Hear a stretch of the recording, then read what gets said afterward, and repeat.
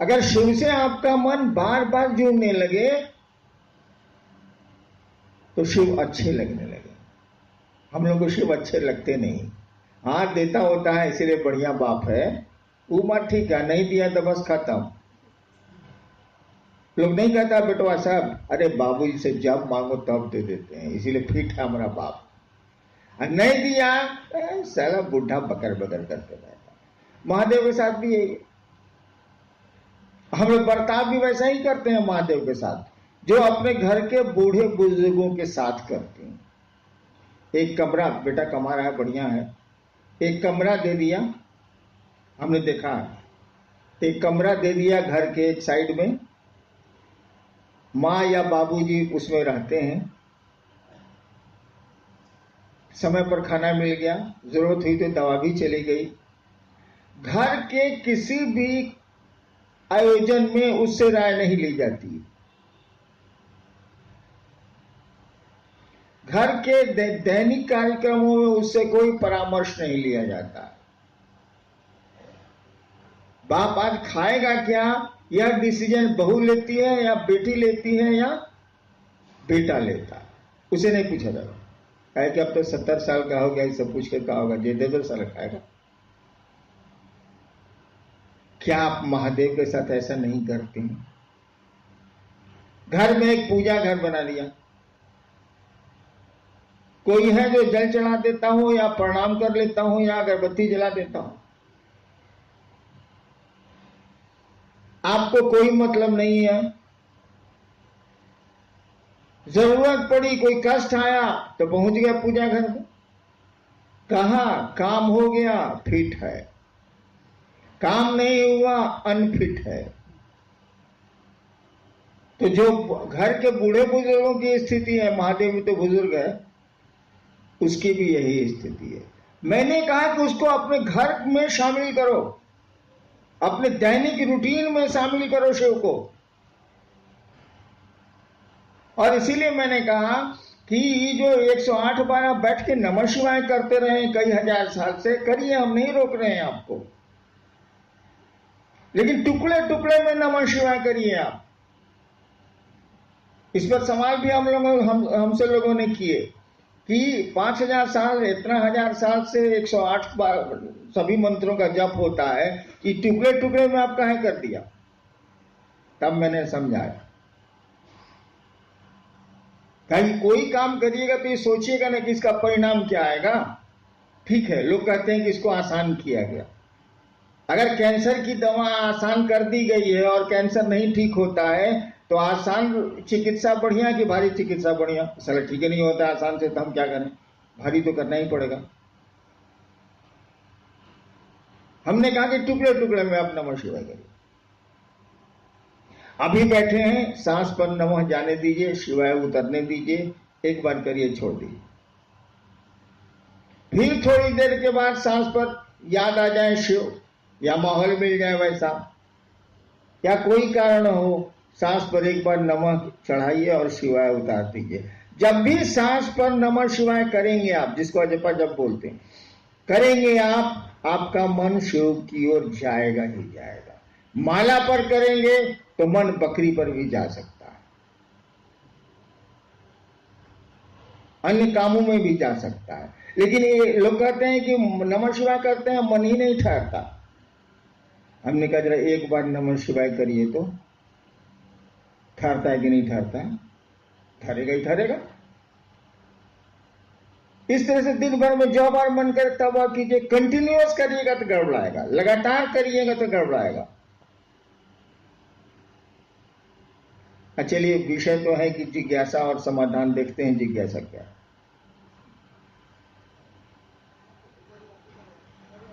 नहीं बेटे, क्या चाहिए? नवादा वारसलीगंज से हैं। शिव कार्य में हम कैसे आगे चल पाएंगे? परेशानी तो आती है, साहब दया कर दीजिए। आधा बोल गए, ये परेशानी आती है और परेशानी जाती भी है। इस जगत में कोई चीज ठहर नहीं सकती है। जगत शब्द का अर्थ ही होता है, जंगम धातु से बना है जो चलता है। जंगम का अर्थ ही होता है, जंगम का मानी होता है जानवर जो चलते हैं, स्थावर का मानी होता है पेड़ जो एक जगह खड़े रहते हैं। जगत उसी धातु से बना है, यानी यहाँ कुछ भी नहीं ठहरता, सब गुजर रहा है। World is a passing show, ये गुजरता हुआ तमाशा। हाँ, क्या शिवकांत? परेशानी आती है, कैसे आगे बढ़ेंगे? शिव कार्य में हम कैसे आगे बढ़ेंगे? बता तो रहे हैं, आप करने को तैयार नहीं है। हमने कहा कि आप दूसरों को शिव शिष्य बनाने की कोशिश करिए। ये मंच वाली आदत छोड़िए, आपने पकड़ लिया। आपको शिव शिष्य बनना है, चरचरिया भजनिया कीर्तनिया नहीं बनना। आपने शिव को गुरु माना है और आपको शिष्य बनना है। महादेव ने कहा दूसरों को शिष्य बनाओ, तुम्हारा मन भी शिव का शिष्य बनेगा। इस काम को करिए। नमः शिवाय को टुकड़े टुकड़े में ले आइए। तीसरा सूत्र, अदया तो मांगिएगा ही मांगिएगा, उसके लिए कहने की कहां जरूरत। जो पहला सूत्र है, मैं अक्सर कहता हूं कि 4 दिन अगर आपको लेटरिन नहीं हो, दवा के बाद भी पेट खुलासा नहीं हो, और शिव के शिष्य हैं आप, महादेव आपके आराध्य हैं या गुरु हैं, तो आप कहवे कीजिएगा महादेव को कि सरकार हमको लेटरिन हो जाता, बाप रे बाप बड़ी गंजन है। तो दया तो मांगिएगा ही मांगिएगा कि काहे की जिंदगी में खराब सड़कें मिलनी है, उसके लिए क्या सिखाना। 2 चीज सीखने जैसी है, एक दूसरों को शिव शिष्य बनाने की मानसिकता, और दूसरा नमः शिवाय से अपने गुरु को प्रणाम। इसको करिए, तब भी नहीं होगा कर दिया जाएगा। आप पैदल नहीं चल सकते हैं तो गाड़ियां बनी हैं कि नहीं बनी, बसें बनी हैं कि नहीं बनी हैं। अध्यात्म में भी बसें हैं, गाड़ियां हैं। चलिए तो भाई साहब, चलने की मानसिकता में तो आइए भाई साहब। अब आपको धनबाद जाना ही नहीं है तो कोई बस लाए, ट्रेन लाए, जहाज लाए, क्या फर्क पड़ता है। लेकिन धनबाद जाना ही जाना है तो उपाय हो जाएंगे, उपाय हैं। नेक्स्ट जी, मान्य है कि गुरु भाव सत्ता है, उनका शिष्य होने के लिए शिष्य भाव देना होगा। क्या जगत गुरु की शिष्यता में भाव आवश्यक है?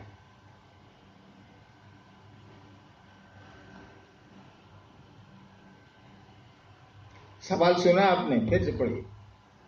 मान्य है कि गुरु भाव सत्ता है, उनका शिष्य होने, जगत गुरु का शिष्य होने के लिए क्या भाव जरूरी है? बिल्कुल सही है कि गुरु भाव सत्ता है, पिता भाव सत्ता है, पुत्र भाव सत्ता है, माँ भाव सत्ता है, बेटी भाव सत्ता है, माँ बाप सब भाव सत्ता है। ये संबंध भाव पर ही टिकते हैं, लौकिक हो या पारलौकिक हो। अध्यात्म कहता भी है कि भावे लभते देवता, भाव से देवता उपलब्ध होते हैं। अध्यात्म का सूत्र ही है भावेन लभते देवता, भावेन देव दर्शनम, भावेन परम ज्ञानम तस्मा। हाँ, उसकी इसीलिए भाव का अवलंबन करो, ये सही बात है। लेकिन एक बात बताइए, आप लोग कर रहे हैं फटाफट, पर जल्दी जल्दी स्वीकार। जिसको समझा रहे हैं उसके पास भाव है क्या? आपके पास हो सकते हैं, उसी के तहत आप घूम रहे हैं, लोगों को शिव शिष्य बना रहे हैं। जिसको बना रहे हैं उसके पास शिव के प्रति भाव है क्या?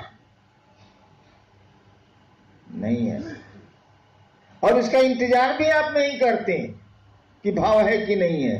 आप केवल इतना ही देखते हैं कि वो स्वीकार कर लिया कि हम शिव को गुरु मानेंगे और कह दिया कि हम 3 को काम करेंगे, आपका काम खत्म, आगे बढ़िए, यही ना है। उसके पास तो भाव नहीं है, और कहा गया गुरु भाव सकता है, तो आपकी मेहनत बेकार चली गई ना भाई साहब, कि नहीं चली गई? मेहनत बेकार नहीं गई। देवताओं से जुड़ने के लिए भाव की आवश्यकता है, बिल्कुल सही है। गुरु भी भाव सत्ता है, ये भी बिल्कुल सही है, लेकिन आपको निर्णय लेना होगा कि आपका गुरु है कौन, आपका मास्टर है कौन। आपका गुरु है शिव, जो गुरुओं का गुरु है, उससे बड़ा गुरु हो ही नहीं सकता है, वो ईश्वर गुरु है, ईश्वर है इसलिए गुरु है। और गुरु की एक खूबी क्या होती है, शिष्यानुभूति की जिन्होंने पढ़ी होगी उनको पंक्ति याद होगी, गुरु अपने शिष्य के मानसिक तल पर आकर उसे आध्यात्म की ऊंचाई में ले जाते हैं। बाकी जो भी हो, लेकिन इसका अर्थ उसका यही है, गुरु अपने शिष्य के मन के तल पर, ऐसे शब्द हैं, मन के तल पर उतर के ले जाना पड़ेगा। अब लड़का को बुझ रहा है तो उसको आप एबीसीडी कैसे समझाइए, कौन से शुरू कीजिए। तो गुरु का नियम है, शिक्षक का भी यही नियम है, वो विद्यार्थी के स्तर पर उतर के उसको टानता है। गुरु भी यही करते हैं। अब शिव को आपने गुरु माना है, वो ईश्वर गुरु है, सबसे बड़ा गुरु है वो, और वो आपके तल पर उतरेगा तभी ना ऊपर टानेगा, नहीं टानेगा कैसे? बहुआ पकड़ेगा तब ना खींचेगा, आपके ब्रेन को, आपके मन को पकड़ेगा तब ना ऊपर ले जाएगा वो आध्यात्मिक ऊंचाई पर। जब शिव गुरु होते हैं तो भाव के स्तर पर नहीं, विचार के तल पर भी उतरते हैं। और नीचे करूं मैं, वो विचार नहीं, कुविचार के तल पर भी उतरते हैं। ठीक है, गुरु भाव सत्ता है, शिव भी गुरु के रूप में भाव सत्ता है, लेकिन गुरु के रूप में उस भाव सत्ता को विचार और कुविचार के तल पर, गलत विचार, कुविचार के तल पर आना पड़ता है अपने शिष्य के लिए, तब आध्यात्म की ऊंचाइयों में धीरे धीरे ले जाना पड़ता है। उदाहरण देख लीजिए, मैं खुद हूं, मैंने शिव को गुरु माना 1974 में, तरह तरह की साधना छोड़ा, कौन कौन धंधा पूजा पाठ में नहीं किया छोड़ दीजिए, लंबी कहानी है। अंत में हमने सोचा अब कहां जाए। कल परसों मैं 10:30 बजे के बाद टीवी खोलता हूं, फिर जिंदगी में खोलता ही नहीं हूं, दिन में नहीं खोलता। तो मैं चैनल बदल बदल के फिल्म खोज रहा था, साला जो फिल्म हम लगावे चाटे साला, जो फिल्म लगावे चाटे साला, जो फिल्म लगावे चाटे साला, सब फिल्म लगा लिए, सब चाट गया। 2 मिनट देख के निहारिका बैठी हुई थी, हमने कहा निहारिका अब क्या करें, हम विवश हैं, अब तो शिव को गुरु मानना ही पड़ेगा, क्या करें साला, कोनो चैनल में बढ़िया फिल्म नहीं, सब छट रहा। यानी वो घटना मैंने उसमें जोड़ी। तो मैंने शिव को गुरु माना था, किसी के कहने और पढ़ के नहीं, मैंने शिव को गुरु माना था। मेरे मन में एक ख्याल आया कि गुरु भगवान होते हैं तो भगवान गुरु काहे नहीं। रात के 2 बजे श्मशान में ये ख्याल आया था, मैं श्मशान में तो आदमी अकेले बैठता ही है, और मैंने सुना था कि शिव भगवान को कहते हैं, मैंने शिव को गुरु मान लिया। मानने को तो मान लिया भाई साहब, लेकिन मेरी मना स्थिति का आप अंदाज कर लीजिए। तो आपके पास, हमने कई बार कहा है कि आपके पास एक अंग्रेज, आपके दादाजी की एक मोटरसाइकिल है, BSA इंग्लैंड की थी, वो अब खराब है, उसके मिस्त्री भी नहीं मिलते हैं, सामान भी नहीं मिलता है। आप बड़ी चाहत रखे हुए हैं कि दादा की मोटरसाइकिल है, कम से कम दिखाने के लिए, चलने भर के लिए तो बन जाए।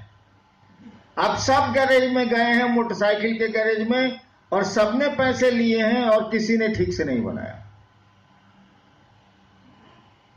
आपको मालूम होता है कि एक बूढ़ा मिस्त्री है जो अब मोटरसाइकिल नहीं बनाता है, लेकिन है वो बड़ा पुराना, महादेव है वो बड़ा पुराना। आपको अब शौक है मोटरसाइकिल बनाने का, तो क्या करिएगा, जाइएगा ही जाइए वहां, ले जाके मोटरसाइकिल आप लगाते हैं, पूछता है, क्या तुमको भरोसा है कि मैं मोटरसाइकिल बना दूंगा? अब बनवाने के लालच में भले कह दिए हो है, मनवा कहेगा ये बेचुत का बनाओ, सॉरी माफ करिएगा, ये साला क्या बनावेगा, सब पैसा लेके उल्लू बना दिया, ये बुढ़वा का बनावेगा साला, एको को मोटरसाइकिल इसके कारखाने में हिले नहीं है। लेकिन उसने कहा कि बउआ 2 दिन के बाद आइए। आप गए, मोटरसाइकिल मारा, एक किक भन से स्टार्ट हो गई, ताकि ले जाइए। आपने पूछा कितने पैसे हुए? उसने कहा कि मैं अब मोटरसाइकिल बनाता नहीं, मैं पैसे नहीं लूंगा, तुम जाओ। अब आप उस मोटरसाइकिल से चले कुछ दिन, मस्ती से शहर देखता रहा कि साला बाबा दादा आदम जमाने का मोटरसाइकिल चला रहा है, जे जो है से देखे साला उसको। हाँ, नई चीजें खूबसूरत होती हैं तो पुरानी चीजें भी खूबसूरत होती हैं। अब कोई कहेगा कि मेरी मोटरसाइकिल खराब है, उसको राय दीजिएगा, उसी के पास जाओ, साला पैसों नहीं लेता है, कमाल का बनाता है। तो मैंने भी शिव को गुरु माना था, तो ये सोच के माना था कि साला और गुरु तो बेईमानी करेगा तो पंफलेट भी छाप सकते हैं उसके खिलाफ। ये महादेव का बड़ा करेगा, कुछ नहीं देगा तो साला उसके खिलाफ पंफलेट छापेंगे तो पब्लिक है मारेगा साला। सचमुच में मैं सोचता था, और क्या क्या धंधा नहीं करता था कि शिव हमारा कुछ भी बिगाड़ ले। बनाने का तो कहां सवाल, बनाने की बात आदमी तब सोचता है विश्वास हो, भरोसा हो। मुझको कुछ था ही नहीं, मैं सोचता था कि कुछ हो इसको पावर है तो मेरा बिगड़ेगा, बिगड़ो। जितना उल्टा काम आप शिव पूजा में जो करते हैं, ठीक मैं उसको उल्टा कर रहा हूं, बिगड़ो। आइए अब उसी बात पर, विचार से शिव गुरु से जुड़ा जा सकता है। हमने कहा कुविचार से भी जुड़ा जा सकता है,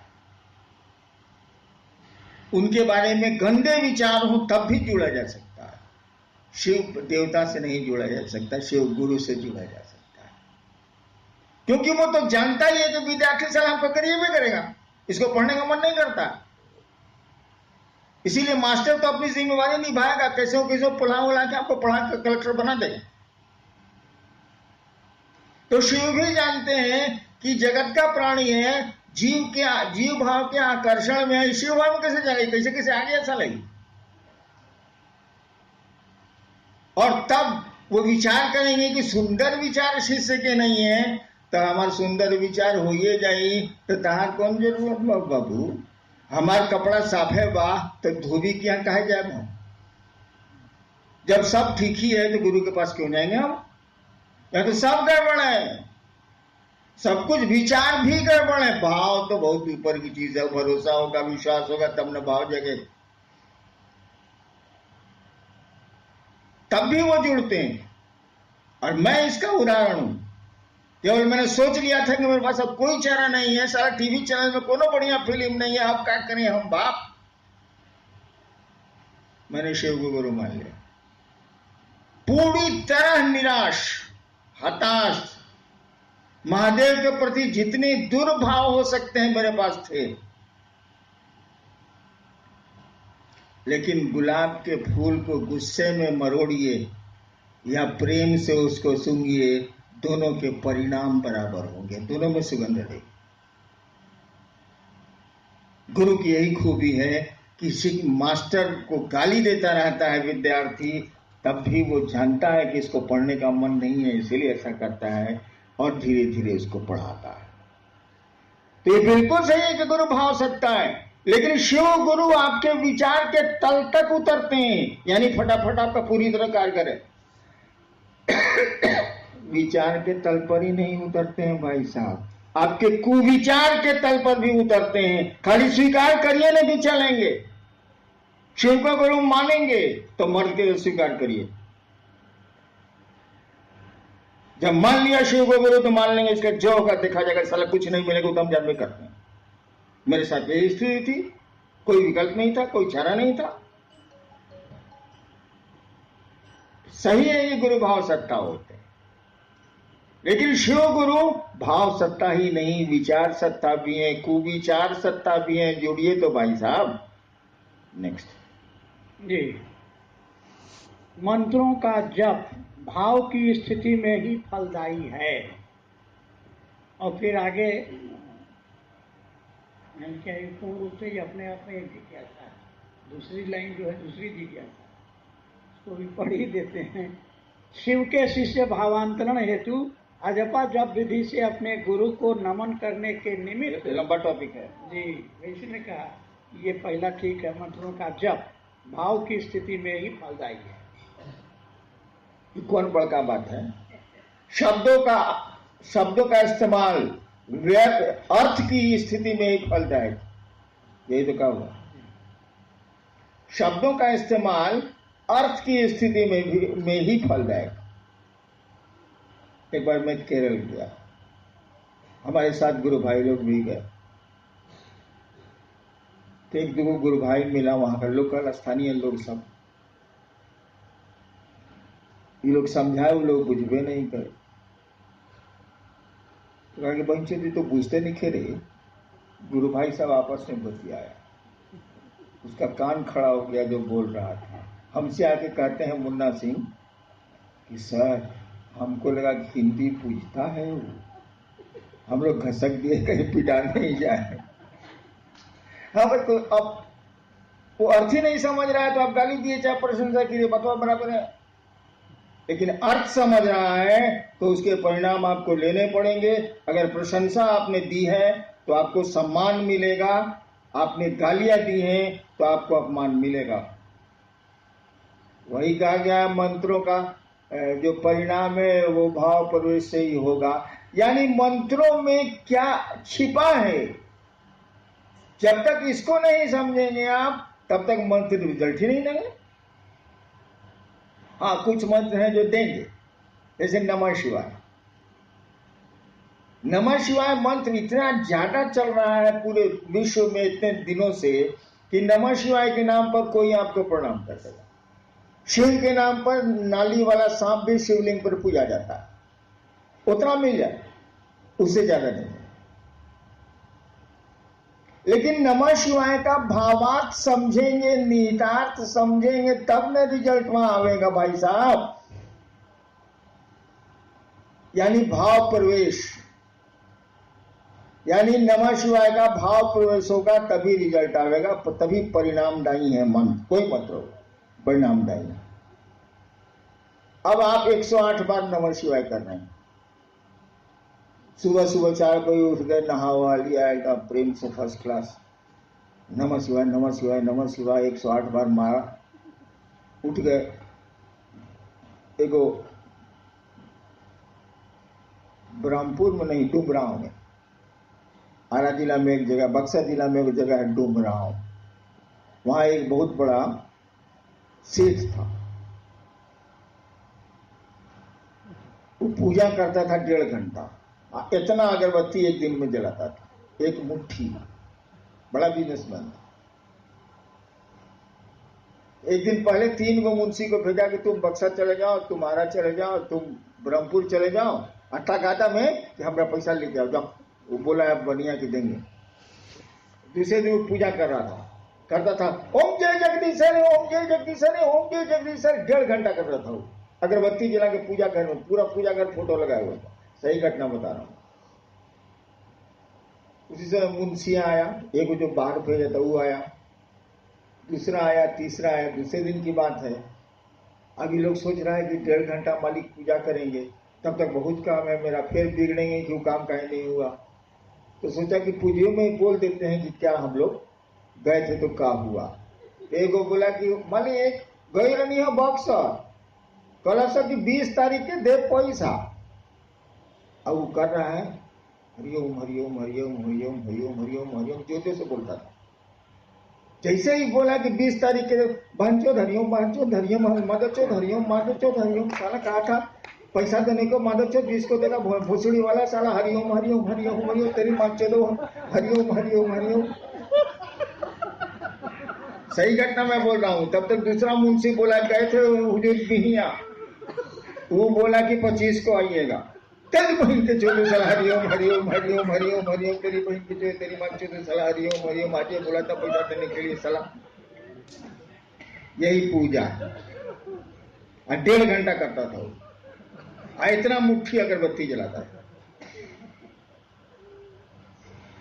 वही सुबह सुबह आप नहा लिए, नमः शिवाय करने बैठे, सही मंत्र भी आपको मालूम है, सही आसन भी किसी ने आपको सिद्धासन सिखा दिए या पद्मासन कर रहे हैं आप।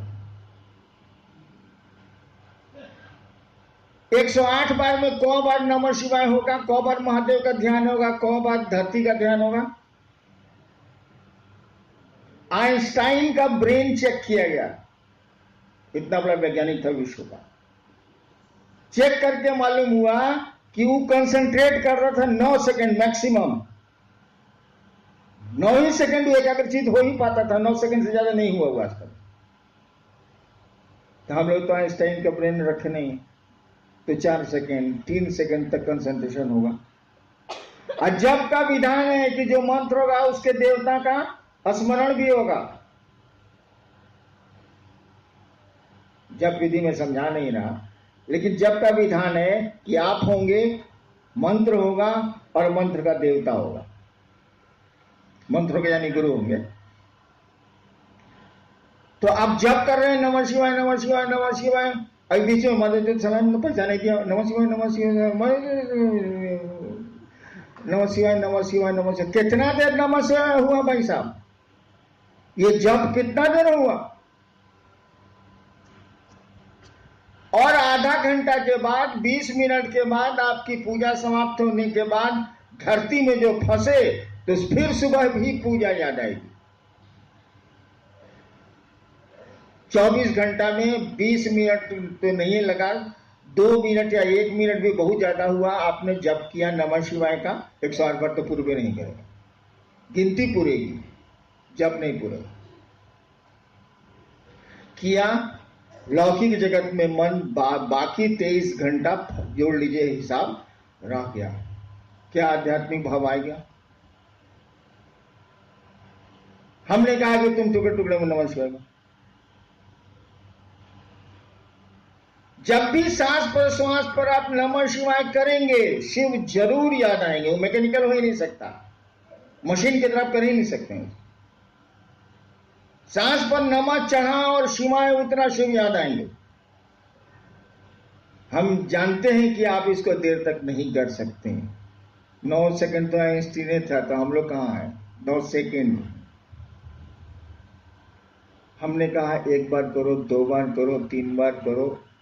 बहुत तुम कबीलाट हो, 11 बार करो। वैसा कबीलाट हम लोग क्या है नहीं, 1-2 है, लेकिन यहां नहीं आया। लेकिन उससे भी नहीं होता है, सब डपोर संख्या है, झूठ बोलता है।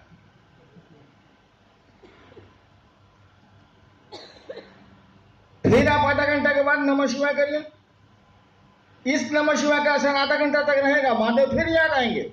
एक बार किया है आप, ताकि मैकेनिकल तो है नहीं। फिर सांस पर नमः जाने दीजिए, शिवाय उतरने दीजिए। इस तरह से 24 घंटे में कई बार आपको शिव याद आएंगे, और जैसे जैसे शिव याद आएंगे, शिव अच्छे लगने लगेंगे, अपना लगने लगेंगे, और नमः शिवाय का भाव प्रवेश होने लगेगा। तो 108 से जल्दी ना भाव प्रवेश हुआ, टुकड़े टुकड़े में रिजल्ट जल्दी ना आया, उसे तो हो ही नहीं ना। चलिए जी, शिव शिखर के शासन का विरोध करता है। हाँ भाई, हालांकि ये पंक्ति शास्त्र की नहीं है, ये सब मेरी है। मैं कुछ खुराफाती आदमी हूँ। जिज्ञासु चाह रहे हैं कि आप भी इस पर विस्तार से। मैं अक्सर कहता हूं कि शिव शिखर के शासन का विरोध करता है, यानी अगर बॉस बनिएगा तो उसको ये बात पसंद नहीं। इसीलिए किसी देवता के गण नहीं होते। आपकी किताबें कहती हैं कि गण मात्र शिव के होते। शिव के गण हैं, वो भी रद्दी सत्ती आदमी, भूत प्रेत पिशाच ये वो। और मैं कहता हूं कि शिव के गण आसमान में ही नहीं, धरती पर भी होते हैं भाई साहब। सही बोलता हूं मैं। किसी देवता के गण का नाम आपने नहीं सुना, होते ही नहीं। क्या कि वहां तो है कि तुम स्वामी हम दासा, प्रभु जी तुम चंदन हम पानी। वहां तो दास भाव है कि सरकार जे छिए इसे अपने ही छिए। शिव के साथ ऐसा नहीं है। शिव कहते हैं कि तुम मुझको देवता समझते हो, मैं तुमको मित्र समझता हूं। इसीलिए जो गण हैं वो शिव के लोग हैं। वो प्रजातंत्र में विश्वास करता है, वो डेमोक्रेसी में विश्वास करता है, वो गणों के बीच रहता है। इसीलिए मैं कहता हूं कि शिव शिखर के शासन का विरोध करता है। वो जनता का आदमी है, गणों का आदमी है। सारे काम उसके गण करते हैं, वो तो कुछ करता ही नहीं है। उसकी शक्तियां करती हैं, उसके गण करते हैं, वो तो कुछ करता ही नहीं, बैठा रहता। वो अपने लोगों पर भरोसा करता है। उसकी दुनिया उसके लोगों से चलती है। इसीलिए कहा गया शिव के गण होते हैं, और किसी देवता के बारे में कुछ कहा ही नहीं गया। गण होते ही नहीं, दास होते। शास्त्र भी बोलते हैं, शिव के बारे में बोलते हैं प्रभुम, आप प्रभु हैं। ईश्वर तो है। ईशम, ईश कहते हैं कंट्रोलर को, जो कंट्रोल करता है। इसी से बना ईश्वर। ईश का मानी जो कंट्रोल करता है। अब कंट्रोल किए हुए है, वायदा नहीं भागने देगा। प्रभुम ईशम गुणहीनम, गुण कहते हैं बंधन को। गुणहीनम मतलब आप बस कोई गुण नहीं है, कोई बंधन ही नहीं, सब बंधन मुक्त है। ईश्वर है ही तो बंधन मुक्त है ही। गुणहीनम उलट दिया, अशेष गुण। कल कोई गुण तुम में नहीं है। अब गुण गिनाएगा तो सारा खत्म नहीं होता। शिव का तो यही पैराडॉक्स है। कहा कि गुणहीनम, आपको कोई गुण नहीं है। हाँ भाई, ईश्वर है तो गुण कहां से आए। फिर कहता है कि अशेष गुणम, जितना गुण गिनाते हैं फिर पहुंच जाता है। अब क्या करें हम।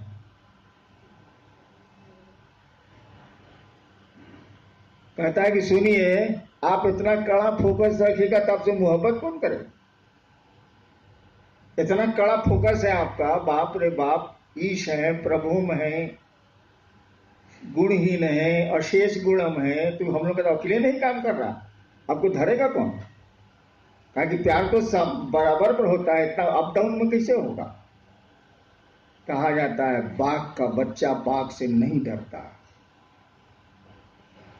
शिव अपने गणों से जाने जाते हैं, इसीलिए उनके गण उनसे नहीं डरते। और शास्त्र कहते हैं लास्ट में, गणाभरणम, हे शिव आपके आभूषण ही है आपके गण, आपके लोग। आप उन्हीं आभूषणों से शोभा पाते हैं। आभूषण का नाम गणाभरणम, गण आपके आभूषण है। उसके बिना तो आप शोभा ही नहीं पाते। यानी शिव लोगों में जीता। शिव के नाम पर नाली का सांप भी पूजा जाता है शिव मंदिरों में। वो लोगों के बीच जीता है, गणों के बीच रहता है। गण माने आदमी, गणतंत्र से बना है, लोगों के बीच में रहता है। और तब मैंने कहा शिव शिखर के शासन का विरोध करता है। जब भी बॉस बनिएगा अपने को ऊपर ले जाइएगा, शिव के नजर में खटकेगा, क्योंकि वो तो जनता का आदमी है। वो तो जितने नीचे के लोग हैं उनका आदमी। नीचे के लोग मतलब लोग सबका उनका आदमी है। उसकी अलग कोई आइडेंटिटी नहीं है, अलग कोई अस्तित्व नहीं है। शिव अपने गणों के चलते जाने ही जाते हैं, शक्तियों के चलते जाने जाते हैं। कहा जाता है कि शक्तियां शिव का प्रकटीकरण है। शिव अपनी शक्तियों से जाने जाते हैं, शिव अपने गणों से जाने जाते हैं। अन्य देवताओं में ऐसा नहीं है। भाई हो जाएगा लेट। आइए महादेव का काम करें हम लोग।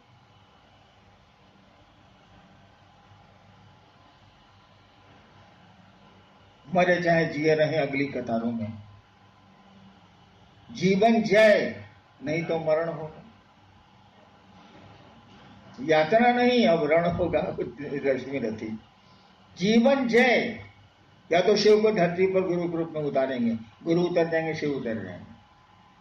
शिव को धरती पर उतारेंगे या नहीं जीवन जाए नहीं तो मरण हो।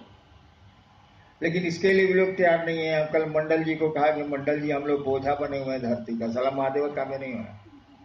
40 साल से ईमानदारी से मैं खट रहा हूँ, मैं अपनी बात जानता हूँ, दूसरों की नहीं जानता, बिल्कुल अपनी समझ से ईमानदारी से खट रहा हूँ, और साला कुफ्र है कि टूट ही नहीं रहा, ये महादेव का काम बढ़ ही नहीं रहा है। तब रह के क्या होगा, साला धरती के हम लोग बोझा हो गए हैं, चलिए हम लोग जल दरिया में डूब जाए। मंडल जी को कहा, मंडल जी के भाव से मुझको लगा कि नहीं सर, आपको डूबना है डूबिए, हमको रहने दीजिए। आप सबों को प्रणाम।